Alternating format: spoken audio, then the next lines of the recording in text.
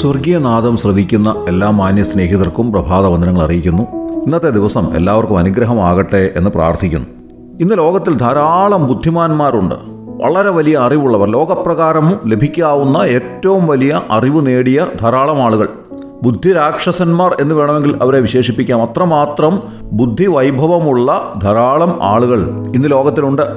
അവർ കണ്ടെത്തിയിട്ടുള്ള കാര്യങ്ങൾ തികച്ചും അത്ഭുതാവഹമാണ് എന്നുള്ള കാര്യത്തിൽ സംശയമില്ല.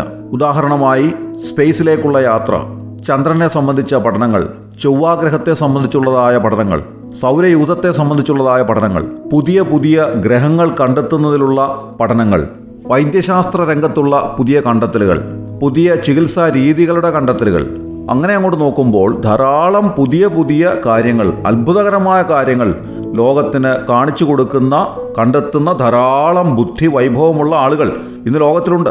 വാസ്തവത്തിൽ ലോകത്തിന് വ്യതിയാനം സംഭവിക്കുന്നത് വളരെ വേഗതയിലാണ്. കഴിഞ്ഞ നൂറ്റാണ്ടിൽ ഉണ്ടായതിനേക്കാൾ കൂടിയ വേഗതയിലാണ് ഈ നൂറ്റാണ്ടിൽ പുതിയ പുതിയ കണ്ടെത്തലുകൾ ഉണ്ടാകുന്നത്. ഇതൊക്കെയാണെങ്കിലും മനുഷ്യബുദ്ധിയുടെ ഏതാണ്ട് ചെറിയൊരു അംശം മാത്രമേ ഇതുവരെ ഉപയോഗിക്കപ്പെട്ടിട്ടുള്ളൂ എന്നാണ് ശാസ്ത്രം പറയുന്നത്. അങ്ങനെയാണെങ്കിൽ ഇനിയും അത്ഭുതകരമായ എത്രയോ കണ്ടുപിടുത്തങ്ങൾ വരാനിരിക്കുന്നു. ഇപ്പോഴത്തെ പഠന സമ്പ്രദായത്തിൽ ആർട്ടിഫിഷ്യൽ ഇൻ്റലിജൻസ്, അതായത് നിർമ്മിത ബുദ്ധിയുടെ അടിസ്ഥാനത്തിലുള്ള കാര്യങ്ങളാണ് കുട്ടികൾ പഠിക്കുന്നത്.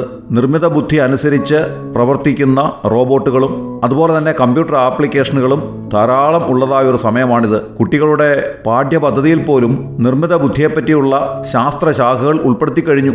ഇന്നത്തെ ലോകത്തിൻ്റെ വളർച്ചയിൽ ചെറുതല്ലാത്ത സംഭാവന നൽകിയ അഗ്രഗണ്യന്മാരിൽ ഒരാളാണല്ലോ എലോൺ മസ്ക്.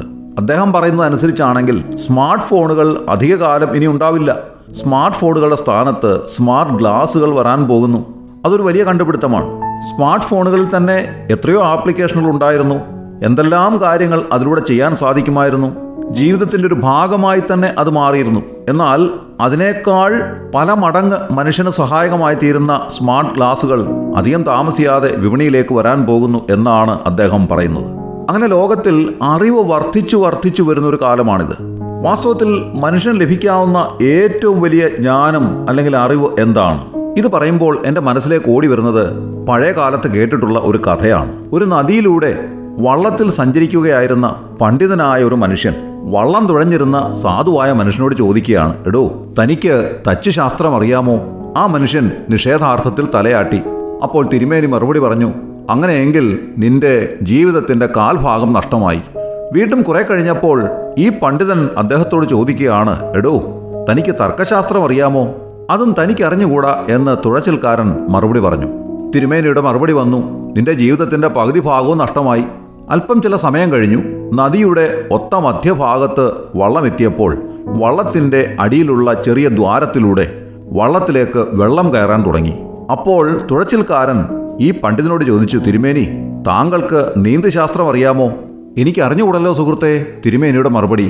അപ്പോൾ തുഴച്ചിൽക്കാരൻ പറയുകയാണ്, തിരുമേനി, താങ്കളുടെ ജീവിതം മുഴുവനും നഷ്ടമായി. ഇത് പറഞ്ഞിട്ട് തുഴച്ചിൽക്കാരൻ വെള്ളത്തിലേക്ക് എടുത്തിയാടി നീന്താൻ തുടങ്ങി എന്നാണ് കഥ. ഇത് കേവലം ഒരു കഥയാണെങ്കിലും ഇതിൽ അന്തർലീനമായ ഒരു സത്യമുണ്ട്. ഈ ലോകത്തിൽ ലഭിക്കാവുന്ന വലിയ വലിയ ജ്ഞാനങ്ങൾ, വലിയ അറിവുകൾ, ഇതൊക്കെ ഈ ജീവിതത്തിലെ മരണം വരെയുള്ള അറിവുകൾ മാത്രമാണ്. ഈ ലോകത്തിലെ മരണാനന്തരം മനുഷ്യന് മറ്റൊരു ജീവിതമുണ്ട്. അത് നിത്യത മുഴുവൻ നിലനിൽക്കുന്ന ജീവിതമാണ്. ഈ ലോകത്തിൽ എത്ര വലിയ ജ്ഞാനം നേടിയിരുന്നാലും മരണത്തിനപ്പുറമുള്ള ജീവിതത്തെപ്പറ്റി യാതൊരു തിരിച്ചറിവും ഉണ്ടാകണമെന്നില്ല. എന്നാൽ മരണാനന്തര ജീവിതത്തെപ്പറ്റിയുള്ള ഏറ്റവും വ്യക്തവും കൃത്യവുമായ കാര്യങ്ങൾ നമ്മെ പഠിപ്പിക്കുന്നത് വിശുദ്ധ ബൈബിളാണ്.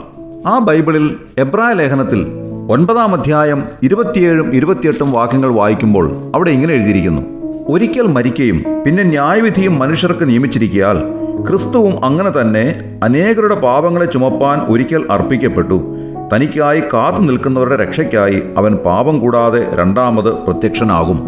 കർത്താവായ യേശു ക്രിസ്തുവിനെ രക്ഷിതാവും കർത്താവുമായി സ്വീകരിച്ച് പാപക്ഷമ പ്രാപിച്ച ഒരു വ്യക്തി കർത്താവിൻ്റെ മടങ്ങിവരവിൽ അവനോടുകൂടെ എടുക്കപ്പെടും. നിത്യത മുഴുവൻ കർത്താവിനോടുകൂടെ വാസം ചെയ്യും. അല്ലാത്തവർ നിത്യമായ നരകാഗ്നിയിലേക്ക് തള്ളപ്പെടും. ഏറ്റവും വലിയ ഈ ജ്ഞാനം നേടി ആത്മരക്ഷ കരസ്ഥമാക്കുവാൻ ദൈവം താങ്കളെ ഇടയാക്കട്ടെ. ദൈവനാമം മഹത്വപ്പെടുമാറാകട്ടെ. ആമേൻ. എന്നും മുടങ്ങാതെ കേൾക്കുവാൻ സ്വർഗീയ നാദം, ദ ഹെവൻലി വോയിസ്. ജ്ഞാനം അന്ധനു നയനം